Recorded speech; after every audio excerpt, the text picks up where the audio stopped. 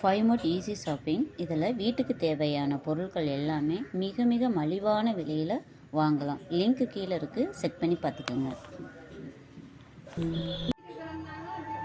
இப்போ பார்த்தீங்கன்னா ப்ளவுஸ் வச்சு ஜாக்கெட்டு, அதாவது ப்ளவுஸில் வச்சு அளவு ஜாக்கெட் வச்சு என்ன பண்ண போகிறோம், நம்ம ப்ளவுஸ் கட் பண்ண போகிறோம். அந்த அளவு எப்படி எடுக்கலான்றதான் கட் பண்ண போகிறோம். சரிங்களா?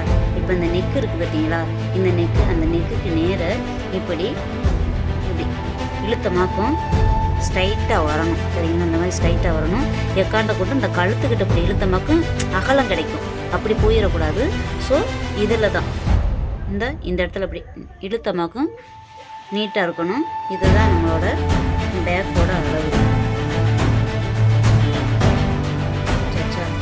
அதுக்கடுத்து இவங்க இடுப்பு அடுத்தடுத்து நெக்ஸ்ட்டு என்ன கேட்டுக்கிறாங்கன்னா, இந்த சைடு எல்லாத்துக்குமே கரெக்டாக வராது.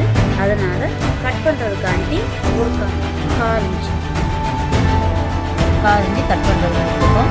ஸோ அதுக்கடுத்து மடிப்புக்கு ஒரு 1.5 இன்ச்சு, மடிப்புக்கு 1.5 இன்ச்சு இருக்கும். அதுக்கடுத்து அவங்களோட ஷோல்டரோட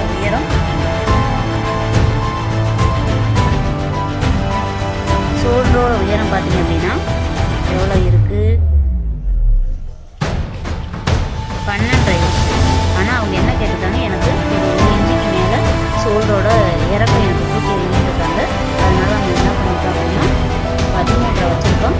தையலுக்கு ஒரு 1/2 இன்ச்சு விட்டு மொத்தம் 14 இன்ச்சு ஷோல்டருக்கு வச்சுருக்கோம். சரிங்களா?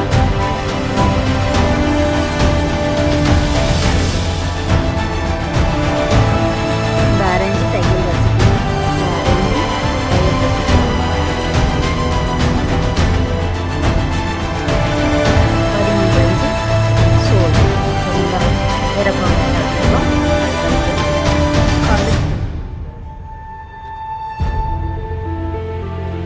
கழுத்தோட அளவு இந்த தையல் இதிலேருந்து இது முடிய வச்சுட்டு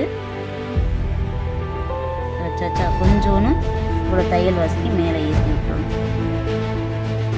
மேக்ஸிமம் மினிமம் யாருக்குமே ஷோல்டரோட